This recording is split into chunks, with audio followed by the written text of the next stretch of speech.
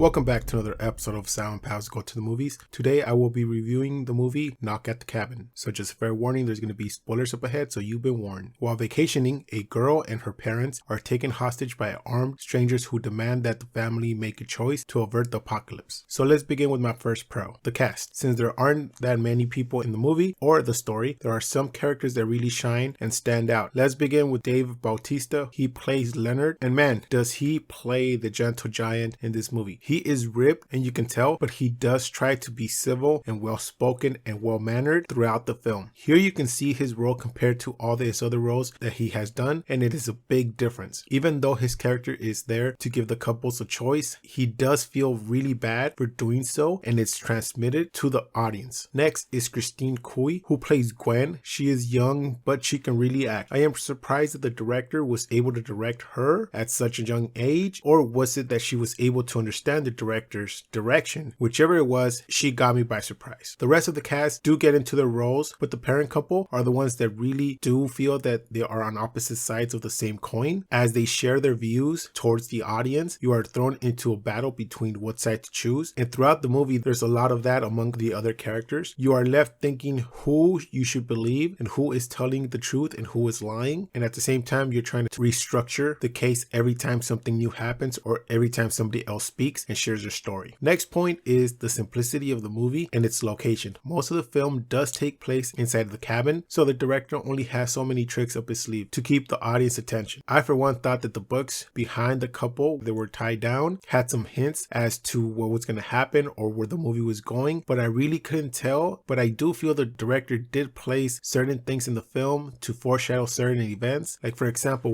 when Gwen's collecting the grasshoppers, that is showing that she's getting things and trapping them inside the jar to observe them the same way they are trapped inside the cabin being observed. Also, every time they change the camera angle, it feels like the cabin has so much open space, but at the same time there is certain things that are placed in certain ways that makes it feel like they must be important for some reason. Why else would the director put those objects in that place? So that was a nice trick used by the director in the stage design, setting up the cabin and what was inside the cabin. Next point, the way they filmed the movie using old lenses to give it this old look, not really old but back in the 90s, using Canon lenses, and the way they kept changing the focal point when certain people were talking, not to focus on who was talking, but actually sometimes it was focused on the other person that was not talking, sort of telling you like, don't listen to who's talking, pay attention to this person. Also, the slight tilt of the camera when people were speaking. For example, when Gwen first talks to Leonard, the camera focuses on the background, and as soon as Gwen begins to talk, it focuses on her, and then it begins to tilt sort of at an angle, and then it goes to Leonard's, back to Gwen, back to Leonard. This was done throughout the film, sort of to tell the audience to pay attention to this or pay attention to that. Not really, like I said, a sense of focusing on the person who was speaking, but it gives you this sense of changing perspective and also hinting at point of views. Next point, the premise of the film is based on a novel that I got to say it nowadays is a bit hard to deal with, but the way the film explores it was simple and easy to follow. There was times that you were thrown in for a loop, but you would try to make sense of it and then come to a decision yourself. Again, the way the couple were playing both sides of the coin and tried to convince people that either this is real or this is total BS and that the people there are just crazy. This plays a real big part in the movie, making you decide by giving you certain knowledge at a certain point of the movie. Little by little, the more you know, you end up making a decision by yourself. And with that, I move on to my cons. So being an M. Night Shyamalan movie, I was really going in saying, let me solve this mystery and find the twist before the end, since that is what he is really known for. Even though I knew it was based on a novel, I did not look into the novel before I went to see the film, but I wanted to go in thinking there was a twist. So I was kind of fooling myself. But at the end, when I found out there was none, it was a breath of fresh air. I feel that we have trained ourselves to think at the end of every film of his, there's supposed to be a twist, but since there was none, I kind of still enjoyed the story. But here's the next con. At the end, I was left not satisfied. For example, there were a few characters in the movie, so couldn't they have placed more information of each character in the film, such as what they did with Redmond? So that could have made it more interesting by making audience think, yeah, this could have all been planned, or here is a big twist. Have Gwen at the end be a celestial being and tell the last surviving parent that what he has chosen has proven to her or them that humanity is worthy of more time, and that his love is short for her, and the other parent will forever remain with her, and she will look after the dead partner partner in the afterlife. Something that would give him closure and not just have him basically stop at the end of the movie and say,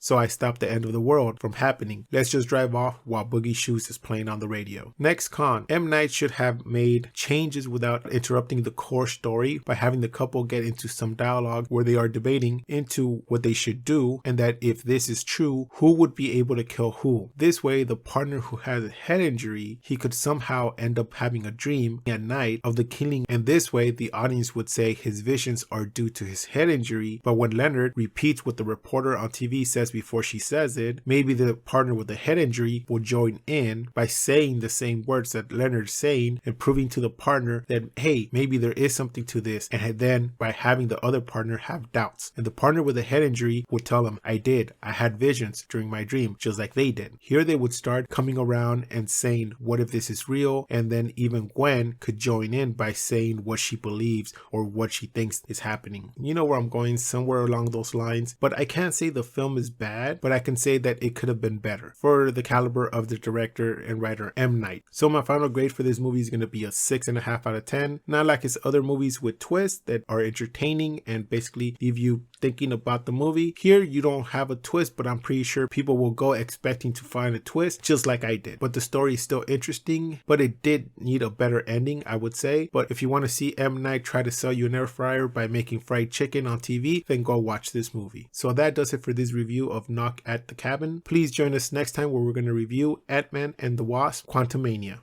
You thought you could win. I don't have to win. We both just have to lose. Please like, comment, and subscribe. You can find our social media links below. And like always, keep watching movies.